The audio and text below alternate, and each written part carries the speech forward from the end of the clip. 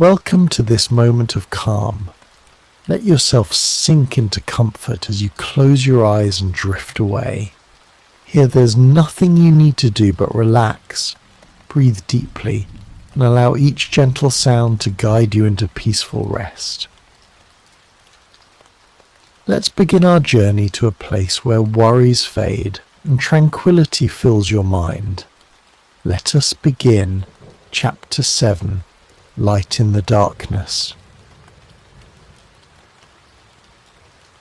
The intelligence with which Lestrade greeted us was so momentous and so unexpected that we were all three fairly dumbfounded. Gregson sprang out of his chair and upset the remainder of his whisky and water. I stared in silence at Sherlock Holmes, whose lips were compressed and his brows drawn down over his eyes. "Stangerson too," he muttered. "The plot thickens." "It was quite thick enough before," grumbled Lestrade, taking a chair. "I seem to have dropped into a sort of council of war."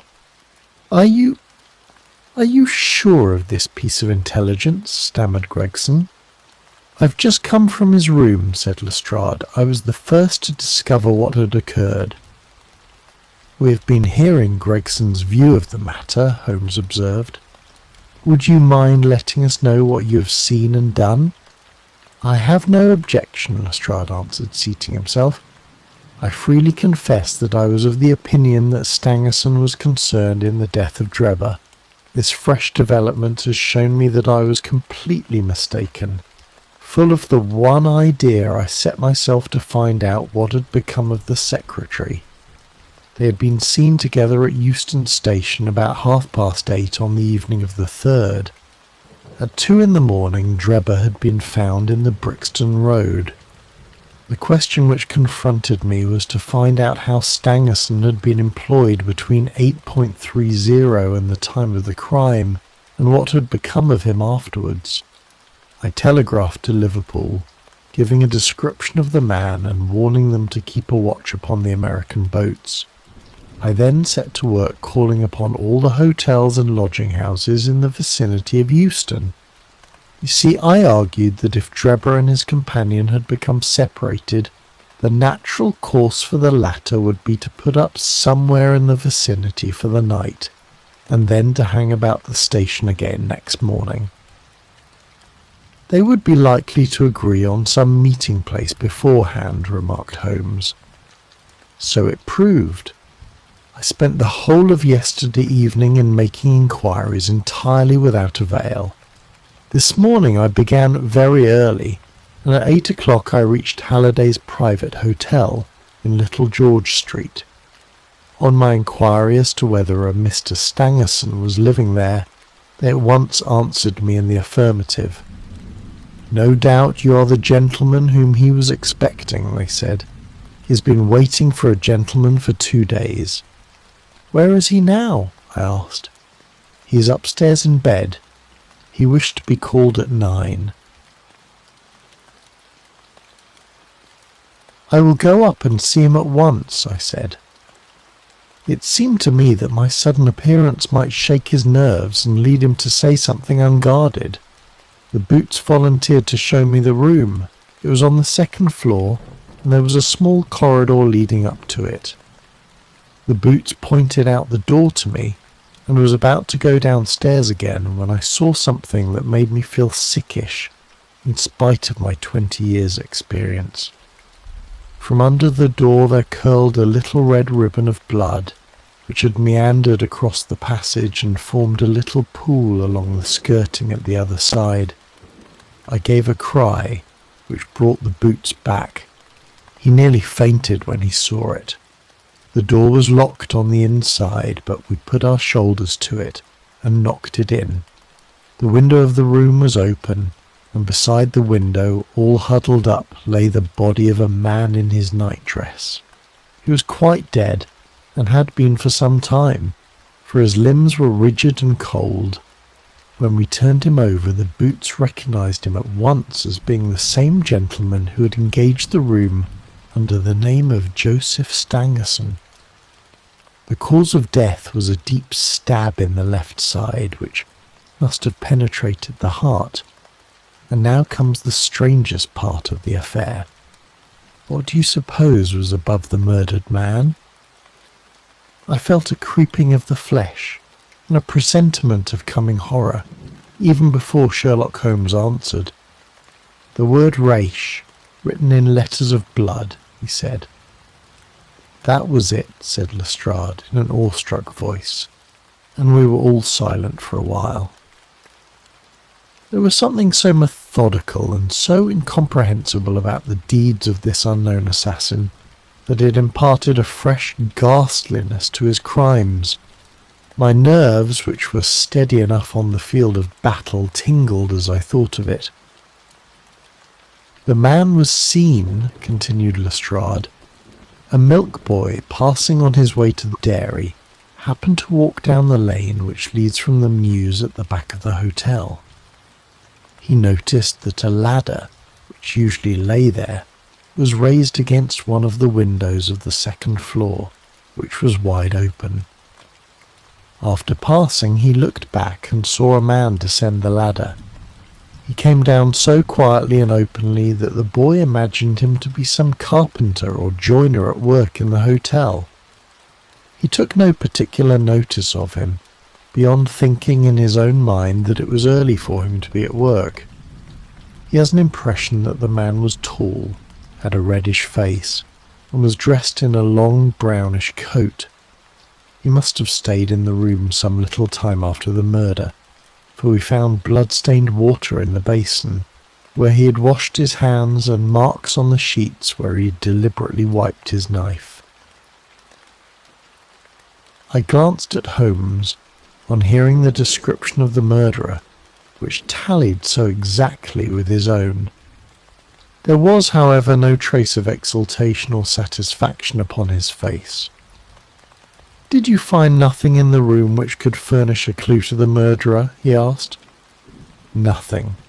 Stangerson had Drebber's purse in his pocket, but it seems that this was usual, as he did all the paying. There was £80 in it, but nothing had been taken. Whatever the motives of these extraordinary crimes, robbery is certainly not one of them.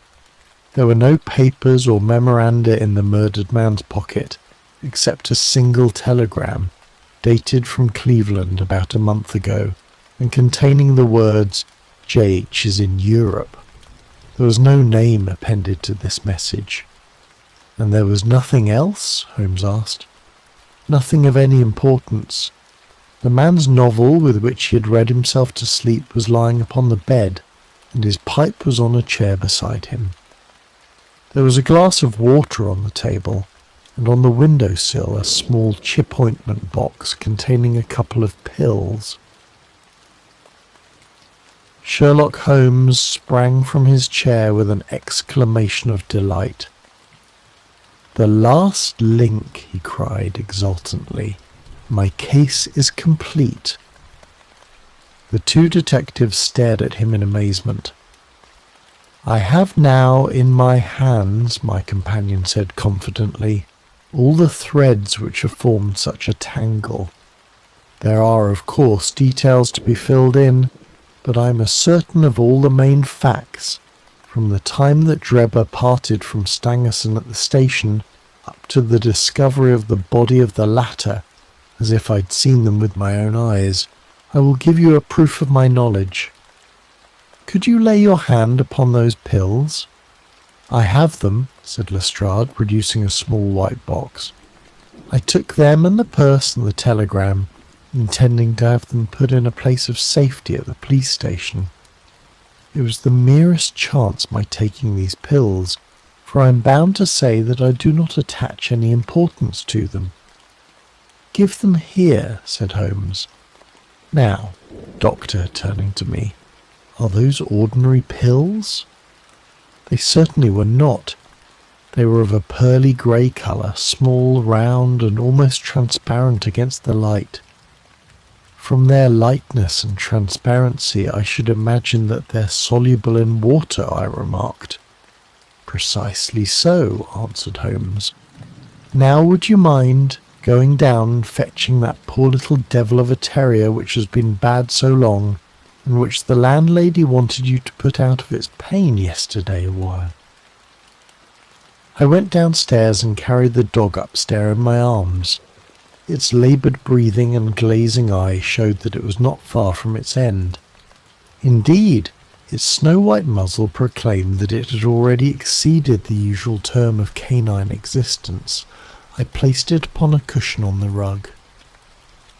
"I will now cut one of these pills in two," said Holmes, and drawing his penknife he suited the action to the word. "One half we return into the box for future purposes. The other half I will place in this wine-glass, in which is a teaspoonful of water.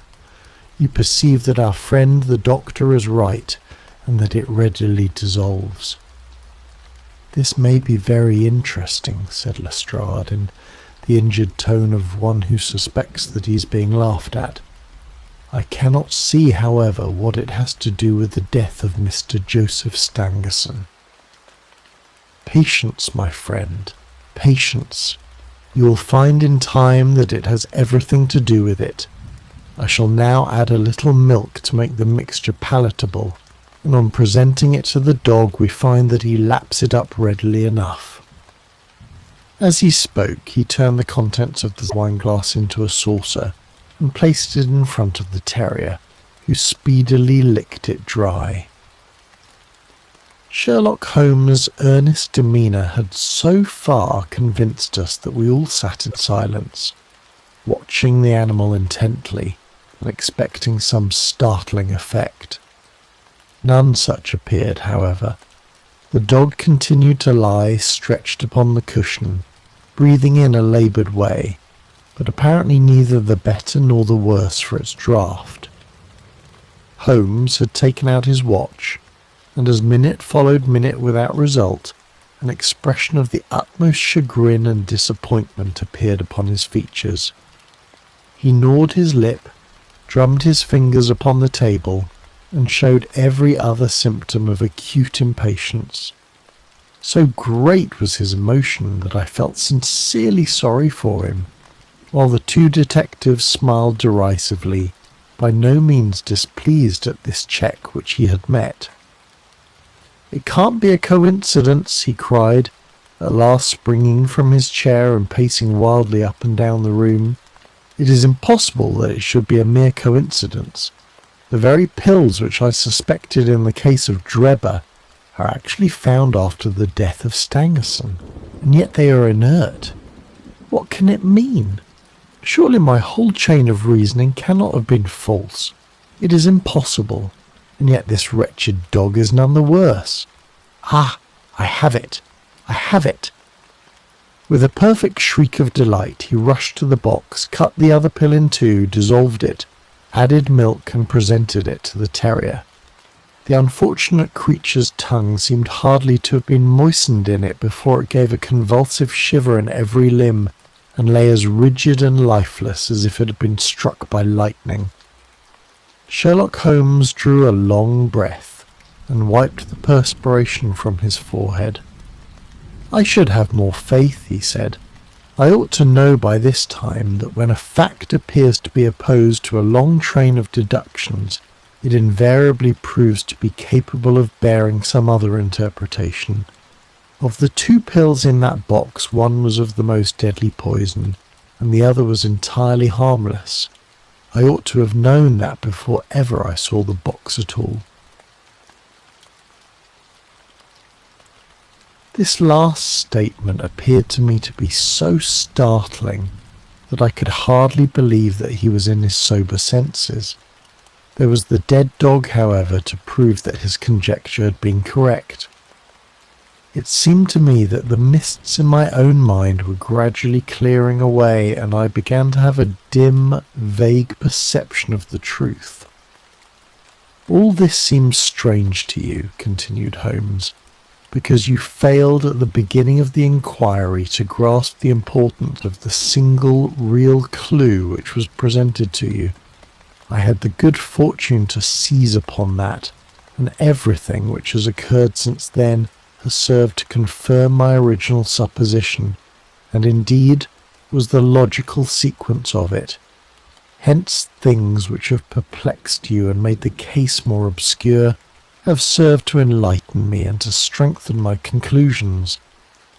It is a mistake to confound strangeness with mystery. The most commonplace crime is often the most mysterious because it presents no new or special features from which deductions may be drawn. This murder would have been infinitely more difficult to unravel had the body of the victim been simply found lying in the roadway, without any of those and sensational accompaniments which have rendered it remarkable.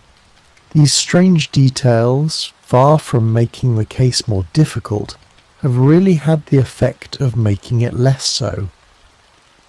Mr. Gregson, who had listened to this address with considerable impatience, could contain himself no longer. "Look here, Mr. Sherlock Holmes," he said, "we are all ready to acknowledge that you are a smart man, and that you have your own methods of working. We want something more than mere theory and preaching now, though. It is a case of taking the man. I have made my case out, and it seems I was wrong. Young Charpentier could not have been engaged in this second affair. Lestrade went after his man, Stangerson, and it appears that he was wrong too. You've thrown out hints here and hints there, and seem to know more than we do. But the time has come when we feel that we have a right to ask you straight how much you do know of the business. Can you name the man who did it?" "I cannot help feeling that Gregson is right, sir," remarked Lestrade. "We have both tried and we have both failed. You have remarked more than once since I have been in the room that you had all the evidence which you require. Surely you will not withhold it any longer." "Any delay in arresting the assassin," I observed, "might give him time to perpetrate some fresh atrocity." Thus pressed by us all, Holmes showed signs of irresolution. He continued to walk up and down the room with his head sunk on his chest and his brows drawn down, as was his habit when lost in thought. "There will be no more murders," he said at last, stopping abruptly and facing us.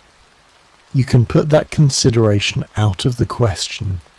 You have asked me if I know the name of the assassin. I do. The mere knowing of his name is a small thing, however, compared with the power of laying our hands upon him. This I expect very shortly to do. I have good hopes of managing it through my own arrangements, but it is a thing which needs delicate handling, for we have a shrewd and desperate man to deal with, who is supported, as I have had occasion to prove, by another who is as clever as himself. As long as this man has no idea that anyone can have a clue, there is some chance of securing him. But if he had the slightest suspicion, he would change his name and vanish in an instant among the 4 million inhabitants of this great city. Without meaning to hurt either of your feelings, I am bound to say that I consider these men to be more than a match for the official force, and that is why I have not asked your assistance. If I fail, I shall, of course, incur all the blame due to this omission, but that I am prepared for. At present I am ready to promise that the instant that I can communicate with you without endangering my own combinations, I shall do so." Gregson and Lestrade seemed to be far from satisfied by this assurance, or by the depreciating allusion to the detective police. The former had flushed up to the roots of his flaxen hair, while the other's beady eyes glistened with curiosity and resentment. Neither of them had time to speak, however, before there was a tap at the door, and the spokesman of the street Arabs, young Wiggins, introduced his insignificant and unsavoury person. "Please, sir," he said, touching his forelock, "I have the cab downstairs." "Good boy," said Holmes blandly. "Why don't you introduce this pattern at Scotland Yard?" he continued. taking a pair of steel handcuffs from a drawer. "See how beautifully the spring works. They fasten in an instant." "The old pattern is good enough," remarked Lestrade, "if we can only find the man to put them on." Very good," said Holmes, smiling. "The cabman may as well help me with my boxes. Just ask him to step up, Wiggins." I was surprised to find my companion speaking as though he were about to set out on a journey, since he had not said anything to me about it. There was a small portmanteau in the room, and this he pulled out and began to strap. He was busily engaged at it when the cabman entered the room. "Just give me a help with this buckle, cabman," he said, kneeling over his task and never turning his head. The fellow came forward with a somewhat sullen, defiant air and put down his hands to assist. At that instant there was a sharp click, the jangling of metal, and Sherlock Holmes sprang to his feet again. "Gentlemen," he cried with flashing eyes, "let me introduce you to Mr. Jefferson Hope, the murderer of Enoch Drebber and of Joseph Stangerson." The whole thing occurred in a moment, so quickly that I had no time to realize it. I have a vivid recollection of that instant, of Holmes's triumphant expression and the ring of his voice, of the cabman's dazed, savage face as he glared at the glittering handcuffs, which had appeared as if by magic upon his wrists. For a second or two we might have been a group of statues. Then, with an inarticulate roar of fury, the prisoner wrenched himself free from Holmes's grasp and hurled himself through the window. Woodwork and glass gave way before him, but before he got quite through, Gregson, Lestrade and Holmes sprang upon him like so many staghounds. He was dragged back into the room, and then commenced a terrific conflict. So powerful and so fierce was he that the four of us were shaken off again and again. He appeared to have the convulsive strength of a man in an epileptic fit. His face and hands were terribly mangled by his passage through the glass, but loss of blood had no effect in diminishing his resistance. It was not until Lestrade succeeded in getting his hand inside his neckcloth and half strangling him that we made him realize that his struggles were of no avail, and even then we felt no security until we had pinioned his feet as well as his hands. That done, we rose to our feet, breathless and panting. "We have his cab," said Sherlock Holmes. "It will serve to take him to Scotland Yard. And now, gentlemen," he continued with a pleasant smile, "we have reached the end of our little mystery. You're very welcome to put any questions that you like to me now, and there is no danger that I will refuse to answer them. I hope you liked this chapter. As we come to the end of our journey, let calmness linger with you. Feel the gentle peace surrounding you, keeping you warm and relaxed. Take this quiet stillness with you, knowing it's always here whenever you need it. Rest well, and may your dreams be soothing and sweet. Good night."